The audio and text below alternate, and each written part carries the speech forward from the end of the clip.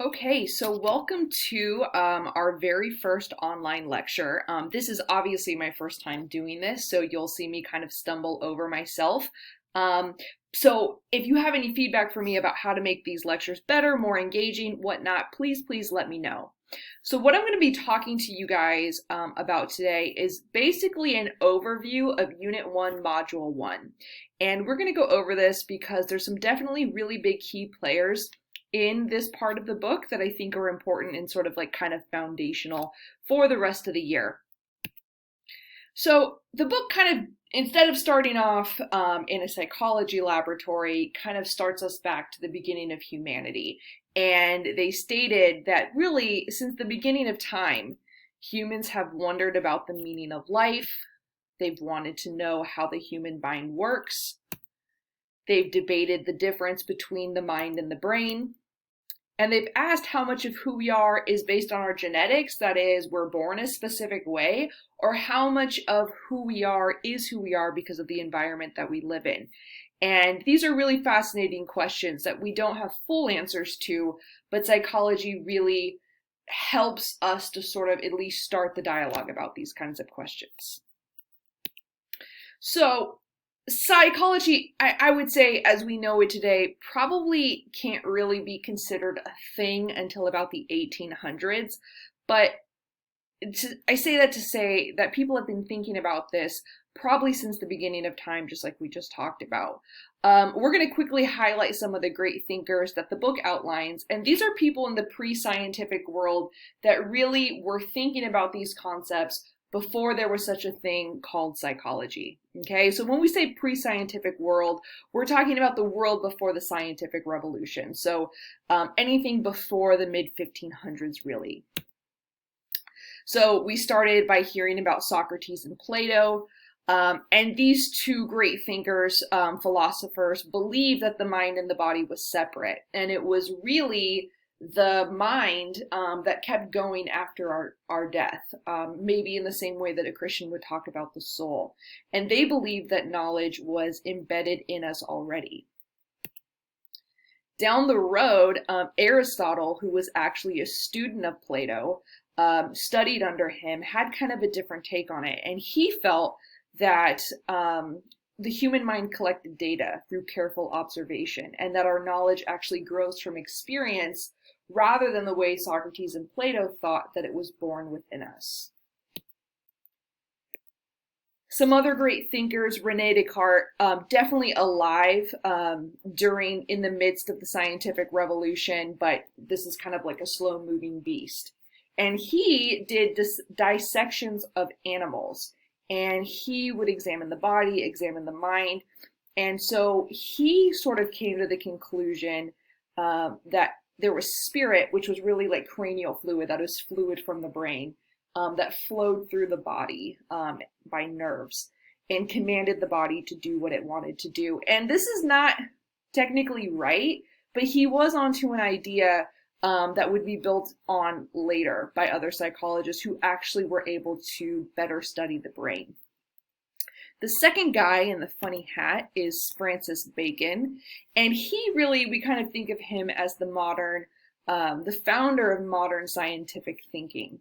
And he was able to inspire a man named John Locke, who built on Francis Bacon's work, and he famously argued that the mind was a blank slate, that all of us when we're born could be anything. We were not pre-programmed in any way, which some people still believe, but it's probably a little more complicated than that. And on top of that, he and Francis Bacon were really rooted in this idea of empiricism, which we're going to talk about in a second. Okay. So before we move on to really talking about this idea of empiricism and looking at psychology as a science, I do just want to say that these thinkers are important, I think, as you try to wrap your mind around how to study, how to take notes, how to read the book.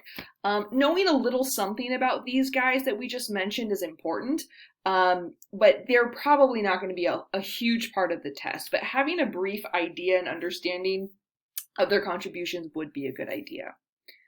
So, more important question, what is psychology? So the working definition that we're going to use in this class is that psychology is the scientific study of two things. It's the scientific study of behavior, that is what we do, and that's observable, and the mental process. So what's going on in our inner thoughts, our memories, our experiences, of different organisms, specifically humans, but certainly animals play a large role in psychological experiment. Okay, and psychology is really rooted both in philosophy and physiology. It is this really interesting mix of disciplines. And psychology, in order for it to be really kind of considered a science, needs to be rooted in empiricism. Empirical data, for instance, would be another way that you would see that word.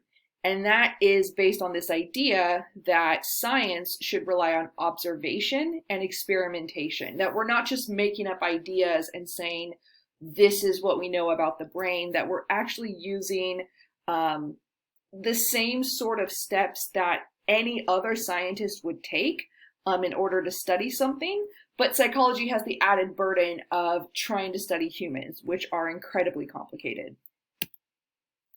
So how do we do that? And one of the biggest ways that the book talked about is to approach psychology or any science or anything that you're really trying to understand with a scientific attitude. And that is curiosity. It's that ability to ask questions, and good questions. Why do human beings act the way that they do? Skepticism.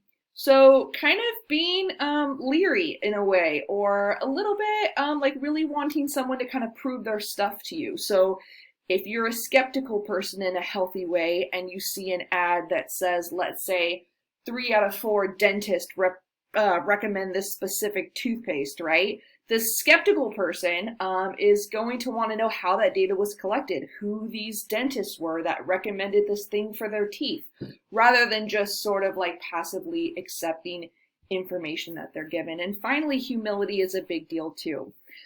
In science, you might think you're studying one thing and it turns to something else, or you might be sure that you're going to get a specific test result when you are studying this type of behavior that you just end up not getting. So having humility to admit when you need to change courses or when the results weren't what you thought is really incredibly important in the field of psychology and really all science.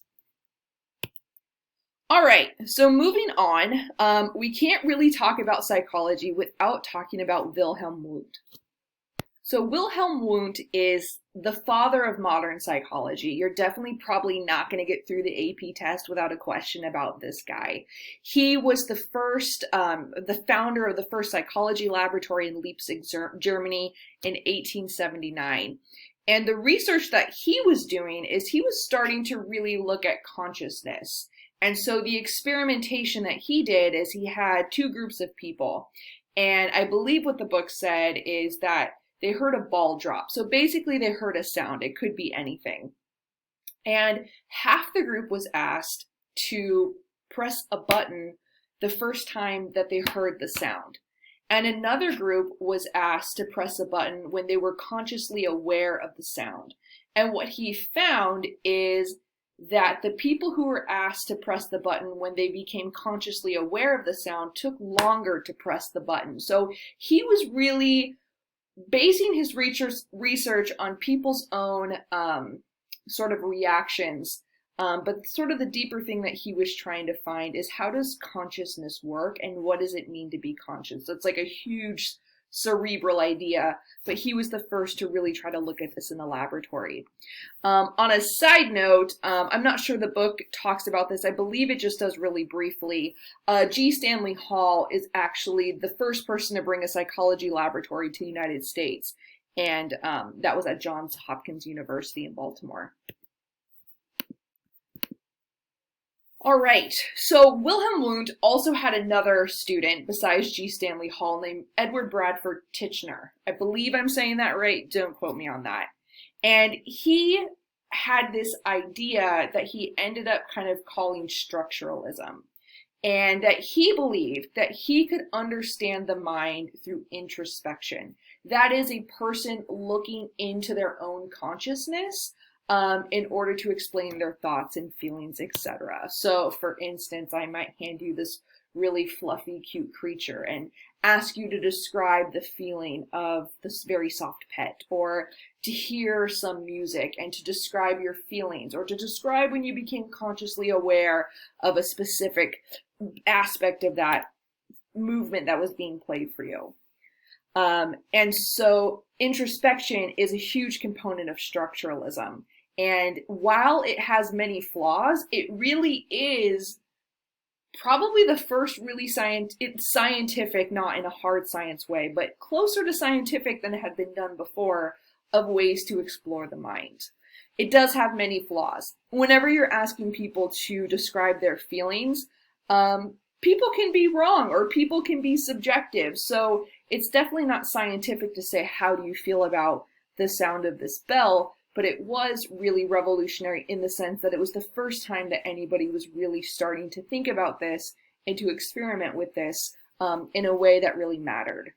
So the next really important thinker that you just have to know, kind of like Wilhelm Wendt and Edward Titchener, is William James. And William James was at Harvard College, Harvard University, probably we call it now, and he started this school of thought in psychology called functionalism. And he sort of rejected kind of everything that Wendt and Titchener had going on, and he focused on how mental activities, that are thoughts, feelings, how we behave, etc., helped an organism to adapt to his environment. So he was a student or a follower of Charles Darwin and natural selection. So he believed that all of our behaviors could be traced back. They would have some evolutionary reason for us having them. So why do humans get jealous, or why are we so competitive, might take us back to the caveman days and this idea of survival of the fittest. So William James and functionalism, this idea is very much rooted in Charles Darwin's theories on natural selection. We behave how we do because it's been over time evolutionarily beneficial in some way, right? Jealousy is not a fun emotion to experience, but perhaps jealousy was a trait that humans had that helped them maybe to get what they wanted, to keep a partner so that they could keep their family together, for instance. So William James, when you think of William James, you got to think functionalism and you got to think Charles Darwin and natural selection. All right, here's just a little unfortunate cartoon of natural selection. As you can see, it's the giraffes with the taller neck that are able to survive because they're able to get food. And so they pass on those genes to their relatives. Similarly with us and human behavior, William James proposed. Certain behaviors benefit us. People with those behaviors pass it on to their children. And here we are in 2020 feeling jealous and comparing ourselves to other people, because at one point in his theory, this was an important part of natural selection and human beings surviving. Cool thing about William James, right? We've talked about a lot of white guys so far. He had two people in kind of his realm that he worked with. And the first was Mary Winton Calkins. She's right there on the left in the black and white photo. And she studied under him and actually did everything she needed to do in order to get her PhD. Harvard College wouldn't give her the PhD because of like sexism and everything. But she went on to become the president of the APA, which is the American Psychological Association. And then next to her is Margaret Floy Washburn, who did end up becoming the first actual Harvard PhD, even though arguably it was Mary Calkins. But the cool part about this, I think, to recognize, especially as a class of mostly women, that women were very much in this field, even as we learn about all of these great thinkers who were predominantly men.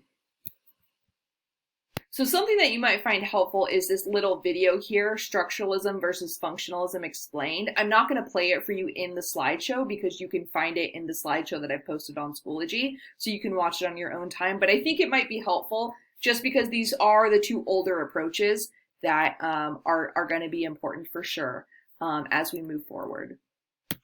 Next great thinker is psychoanalytic theorist Sigmund Freud. And I don't think probably anybody who knows anything about psychology has not heard about this guy. I think, just to put it really bluntly, a lot of his ideas are really sort of out there and maybe even arguably crazy. And maybe he himself was a little bit crazy, but we can't deny that he made a significant impact in the field of psychology. So he was born in Austria in the late 1800s, and he was actually a neurologist, so a legit doctor who studied patients that had symptoms, but they didn't know the cause. And so he started to believe that our brain, or the mind, there was part of the mind called the unconscious, and I'm going to keep saying that wrong, so you'll have to deal with it, where there's stuff going on in our brain that we're not actually aware of. And he has a very famous, this is sort of like a diagram of how he believed the mind worked, that what we kind of can access in our brain is just the tip of the iceberg. And under that is the subconscious and the unconscious mind, where there's a lot going on and it impacts us, but we can't access it. So maybe a traumatic childhood event that we don't remember, influences our behavior, and we really had no idea that it was that reason. So he focuses on the role of a person's unconscious, especially with early and probably traumatic childhood experiences. And he's sort of the father of like talk therapy. So if you've ever talked to a psychologist or a therapist or just one of our wellness counselors, this idea that sitting down and talking about something is helpful really does come from him, which we can't deny is a pretty good achievement. We're going to talk more about Freud down the road. He also believed that the mind was sort of at war with itself, and that we had three components: the id, the ego, and the superego. And the id is like that child who's just like, give me candy right now. I need to eat right this very second. And the superego is like that really extra overachiever person who's constantly trying to restrict us into perfectly acting within social norms at all time. And the ego is trying to balance those needs: the need to play Call of Duty versus the need to study for the AP psychology test, the need to, or the want to eat, a whole carton of ice cream, with the idea that we should never be eating any junk food. So the ego is really like the balancing act in our brain. Okay, I'm going to move pretty fast here, just because there's not a lot of time spent on them in the book, and we're going to really dive into these people down the road. Behaviorism is a branch of psychology really started by two guys, John Watson and B.F. Skinner. And these guys, they did not like structuralism, they did not like functionalism, and they rejected Freud's ideas altogether. And they believed that psychology should be an objective science. So here we are sort of now moving into this more psychology being more of a science. And that behavior should be studied without reference to the mental process. This was later rejected, but this part in blue here, the view that psychology should be an objective science, has really stuck. He's very famous, this John Watson, for teaching children. He taught this child, little Albert, to be scared of this bunny. And we're going to talk about how he did that by use of conditioning. And this was all kind of rooted in the kind of like scientific laboratory studies. So he said, away with the talk therapy, away with the introspection. I only want to study human behavior if I can study it basically in a laboratory. His companion is B.F. Skinner, and he is a leading American behaviorist who really studied rewards and punishment. How will people behave when they know that there's a reward at the end? Or how will people behave when they're trying to avoid a punishment? So do children do better on a test if they are going to get a reward if they pass, or are they going to do better if they know that there'll be a punishment if they fail? And we're going to go into this a lot more when we talk about learning and social psychology. Last two people that I want you guys to know about are really rooted in the field of humanism. And this is kind of like more like the touchy-feely, sort of hippie counselor person, like not exactly, but that might be kind of like the stereotype that you have of the humanist. And they're a perspective in psychology that believed and put an emphasis on the potential for good that is innate to all humans. They focus on free will. They rejected Freud and the behaviorists. They didn't think that everything needed to be such a science. They didn't think all behavior needed to be studied in the laboratory.